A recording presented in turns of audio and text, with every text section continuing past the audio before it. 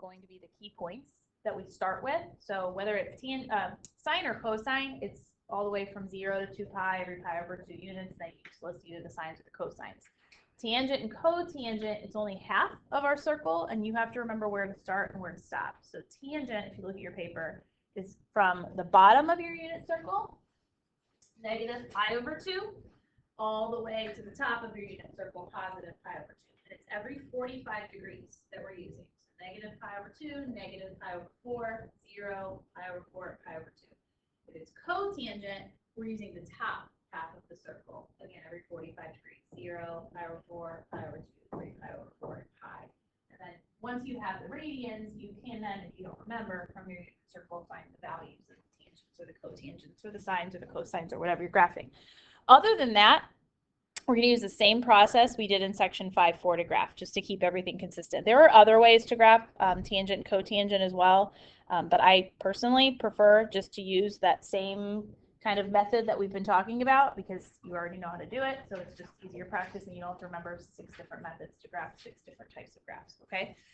All right, so we're going to graph this one together first. This is on the back of your handout from yesterday, I believe. All right, y equals -3 tangent 2 times x plus pi over 4. And you can see they already factored out the 2 here for us. If they didn't, we'd want to make sure we factor that out first. Okay, so we are going to start by naming scale changes, translations. These rules are the same as the last section. So to get scale changes, I'm going to do the reciprocal of b times x and a times y. Translations, x minus c, y plus d. All right, what's the reciprocal of b in this equation? 1/2. X. What's a? -3 is going to get multiplied by my y. So that's going to do a horizontal shrink, and it's going to do a vertical stretch, and it's going to reflect it. Then translations, x, and then the opposite of what I see inside that parentheses. So minus pi over 4. That's going to move it left, pi over 4. That's also your phase shift, negative pi over 4. It's always that opposite of c, or you can say left pi over 4. And then y plus d, we don't have a d here, so you can say y plus 0, or you can just say y. Typically with tangent and cotangent and secant and cosecant that we're going to do, you won't have a shift up or down with those. All right, key points for tangent. So tangent's where we're going to start at the bottom of our circle, which is negative pi over 2, and we're going to end at the top of our circle, positive pi over 2. If you remember those, then you can kind of work backwards and get the other radians, or you can use your unit circle to kind of rotate around. Halfway between those is 0, right in the middle, and then negative pi over 4 and positive pi over 4. Both tangent and cotangent, if you're using the correct key points, will start and end with an asymptote. So the first and last point will be undefined, and in the middle will be a 0. Then what I do is I look at pi over 4. Pi over 4 is easy because the coordinates are rad 2 over 2, rad 2 over 2. So no matter what way I divide them, y over x or x over y, if I do rad 2 over 2 divided by rad 2 over 2, I get 1. So whether it's tangent or cotangent, next to pi over 4, you should have 1. And next to the other one, negative pi over 4, in this case, you have -1. And there's your key points. Now we do scale changes first, translation second. All right, so if I apply my scale changes, I'm doing 1/2 times each of my x's. So that would be negative pi over 4, negative pi over 8, 0, pi over 8, pi over 4. My y's, I'm going to multiply by -3. If something is undefined, it will always be undefined. There's no calculation to do with that. So undefined, 3, 0, -3, undefined. And then my translations, take my x's and subtract pi over 4. And you might need to in the margins get common denominators and things when you do this. So negative pi over 4 minus pi over 4. What does that give me? Negative 2 pi over 4, which reduces to negative 1/2, negative pi over 2. Yep. Negative pi over 8 minus pi over 4. Write it out. Negative pi over 8 minus pi over 4. What's the common denominator? 8. So I can think of it as minus 2/8 instead of 1/4. Negative 1/8 minus 2/8 gives me negative 3/8. 0 minus pi over 4 is negative pi over 4. If I do positive pi over 8 minus 2 pi over 8, I get negative pi over 8. And pi over 4 minus pi over 4 gives me 0. Y's do not change. 3, 0, negative 3. Okay. So now, negative pi over 2 is an asymptote. I'm going to start by graphing my asymptotes. This is going to contain, like my little fences, my tangent graph. So negative pi over 2, there's an asymptote, and also at 0, there's an asymptote. So on the y-axis, we have an asymptote. If you're doing it right in the middle of those asymptotes, you should be touching the x-axis. So negative pi over 4, we're crossing the x-axis. And then on the left and the right, one point should be above, and the other point should be below. And that's what those other points are telling you. Negative 3/8, it's above at 3. Negative 1/8, it's below at negative 3. And then when we connect this, again, it kind of looks like a cubic function, sort of. And that's one period of the graph. And then you can sketch a second one if you want to. You can see it's pi over 2 wide. So I could draw another one like there. Something like that. You could cover the whole graph really if you wanted to. Okay. Naming properties. What's the period? How wide is that one shape?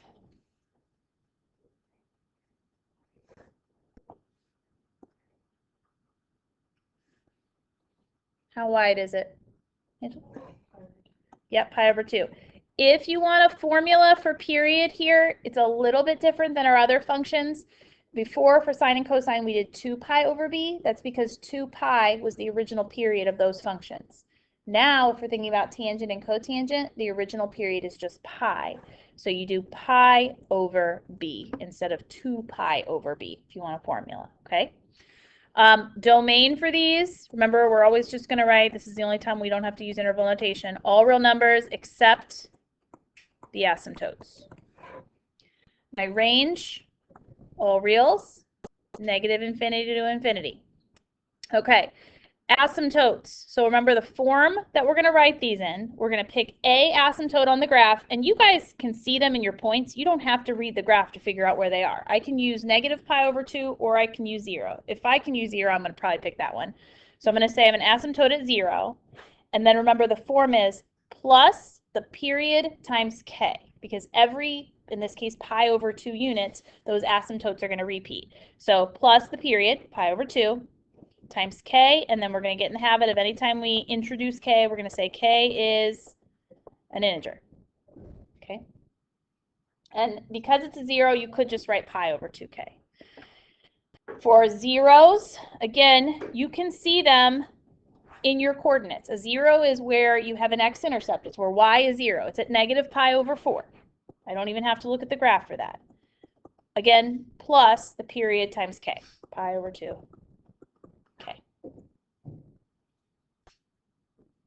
And that's how we graph a tangent or a cotangent function. Only thing different about cotangent is the key points are a little different. What questions do you have?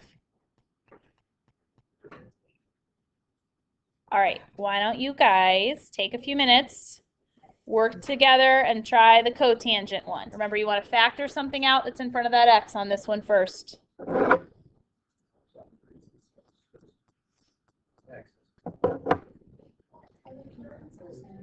Key points are a little different for cotangent, but you have them on your paper on the other side.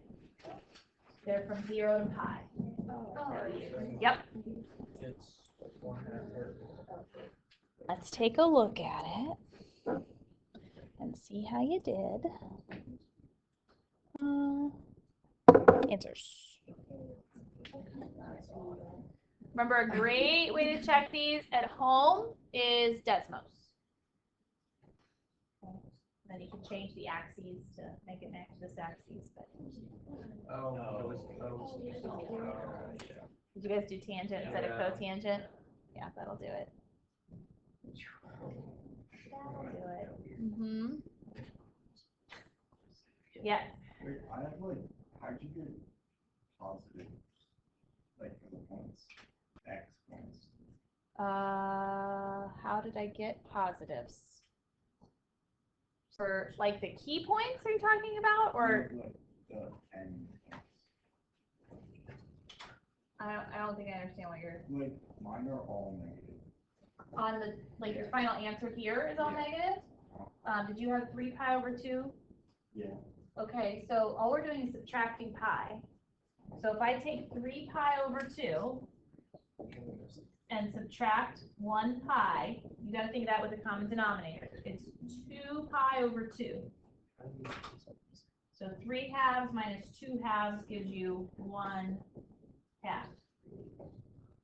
Got it? Okay, so maybe if you guys aren't doing these in your head well, write it out in the little margin. Get the common denominator, yep.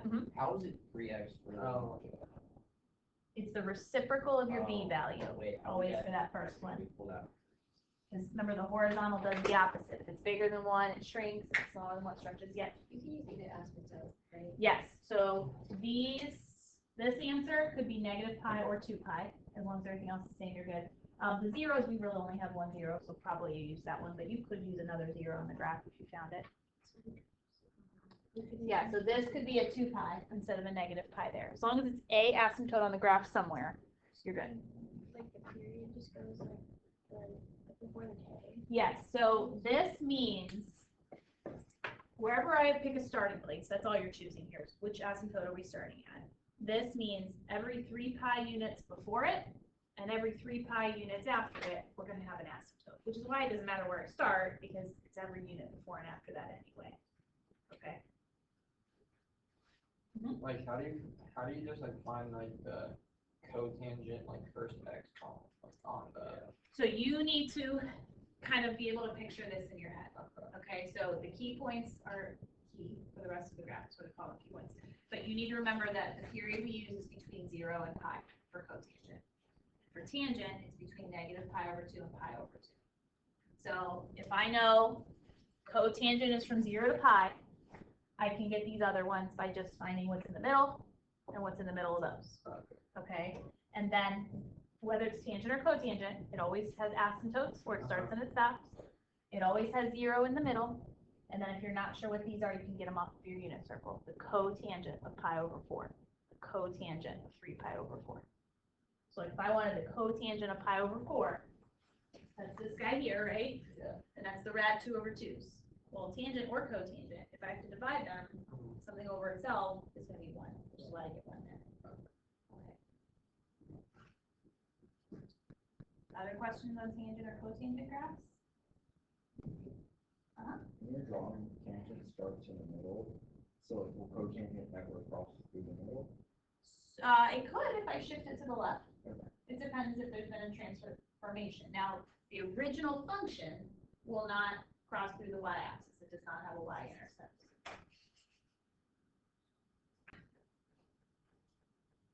What else? Anything else? Okay. So all we're going to do now, the rest of the period, is we are going to just write down the properties of the last 2 functions, secant and cosecant. Tomorrow then, we're just going to do one graph, because you're going to see it's really similar to sine and cosine actually. There's no new key points that you need to memorize. And then I'm going to give you guys tomorrow either time to work on Math Excel, or I have an optional quiz review that you can do, and I'll post the quiz review answers online. And then on Thursday, we're going to have an open note individual quiz over the graphing stuff. Okay, so like all these handouts that you're using, you may use those on your quiz on Thursday, but it is individual, and you can have a basic calculator for that. Okay. All right. So let's just get the properties of these last 2 functions. Should only take us like 5 or 10 minutes. And then I'll get you guys have same thing for 5.5, a Math Excel, which just like talks about properties and stuff. And then you have a worksheet where you're actually going to do some graphs due on Thursday when you come to class. This is okay. All right. So cosecant and secant. Start with cosecant.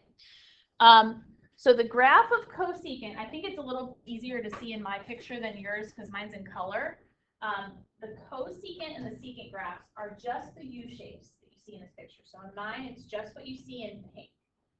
The reason that we see it superimposed on top of sine for graphing cosecant is because they're reciprocals of each other. And that's actually how we're going to graph it.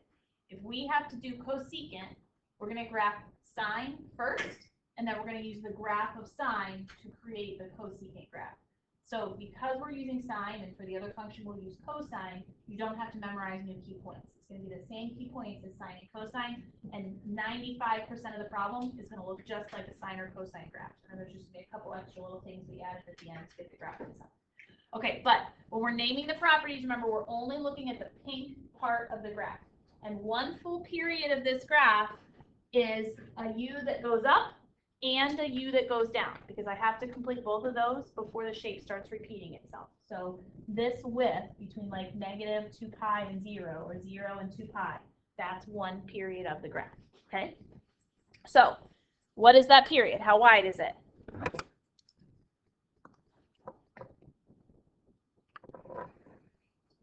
Two pi. The domain?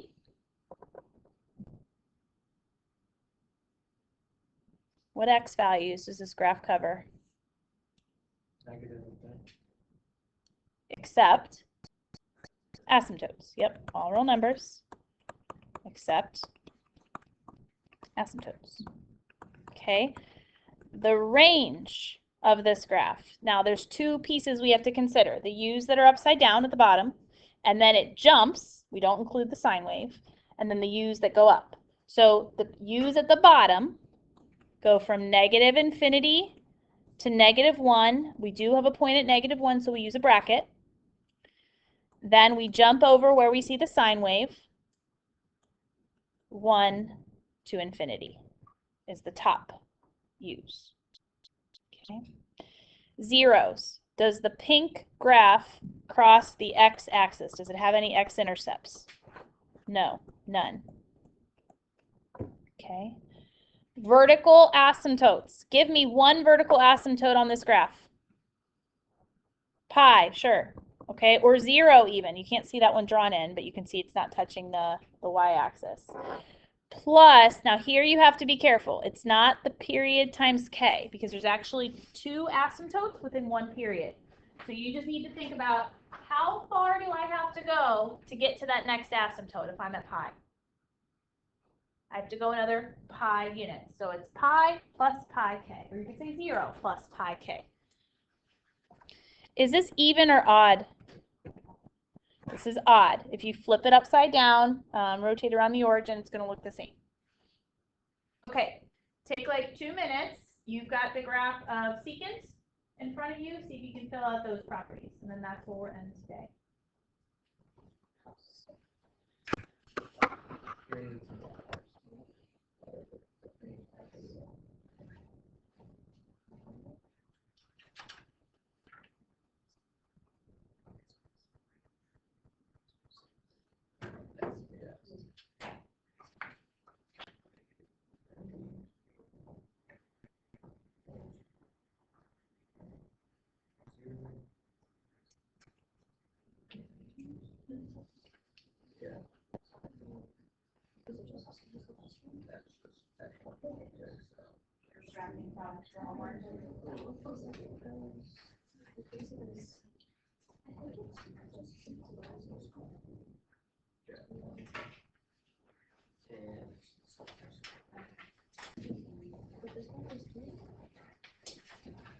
This is due Thursday, our last day of your math Excel is due tomorrow night.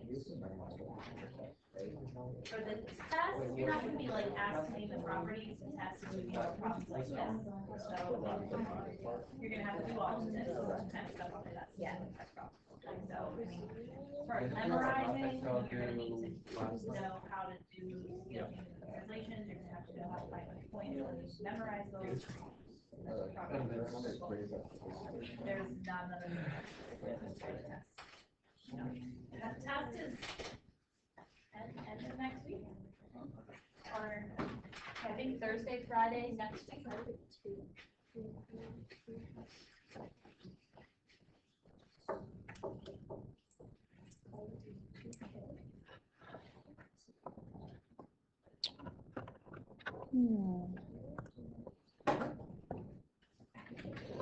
All right, period, what do you think?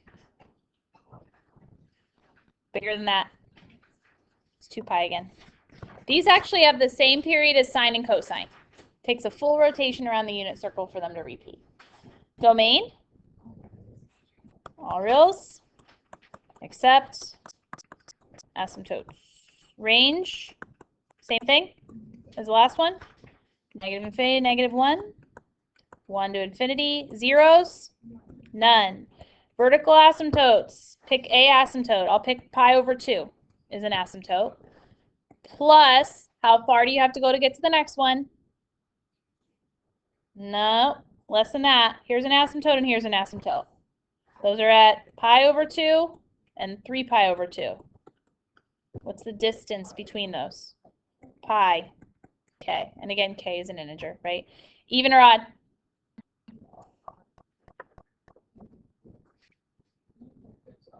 It's one of them. All of our trig functions are one or the other. Even if you can reflect it over the y-axis and it looked the same. Odd is if you can flip it upside down and it looks the same. This is even. Okay. That's going to actually be important in the next chapter. Cosine, which you can see in this picture, and secant are the only 2 even functions. All 4 of the other ones are odd. Cosine and secant are the only 2 even functions. Okay, so I gave you guys your 5-5 homework. That are the graphs. The graphs are due when you come to class on Thursday. Tomorrow, as far as like a lesson goes, we are just doing 1 graph and that's it. So you will have time to ask me Math Excel questions. You will have time to work on the extra review. You will have time to ask me homework questions. So I would recommend starting that tonight at least. That way you can get your questions answered in class tomorrow and you're not like floundering on your own on Wednesday night. Okay, sounds like a good plan? All right, so you got the last 10 minutes now. If you want to start on something, we'll wrap up this lesson tomorrow. Yes? So was the first one we did odd or even? Odd. I feel like they both look like they can rotate around the orbit. So, okay, let's look at this guy. Yeah. So this guy's centered on the y-axis. If I flip that U upside down, he's below the y-axis. It doesn't look exactly the same. Now this one, let's look at this guy and this guy. It's down on the left, up on the right. Yeah. If I flip it upside down on the left, up on the right. Yeah, I never realized that one was on the fourth. Yeah. And how is this like 2 pi? I thought like one like here, negative 5, then here. So we're just looking at upside down U and right side up. So you can use these 2, or you can use these 2, it doesn't really matter. Like I looked at these 2 like this. Pi over 2, and then all the way to pi over 2. It takes before that shape starts to repeat. So if you subtract pi over 2, pi over 2, that's the difference. Yeah. It's easy to remember though, that same period is sine. Are they like always gonna be like 2 pi? Unless you transform them in some way that can change the period. Basic, all functions have a period of 2 pi, except for tangent and cotangent, which are 2 pi. Okay. All right. Yes. All right. I'll do cell phone lotto.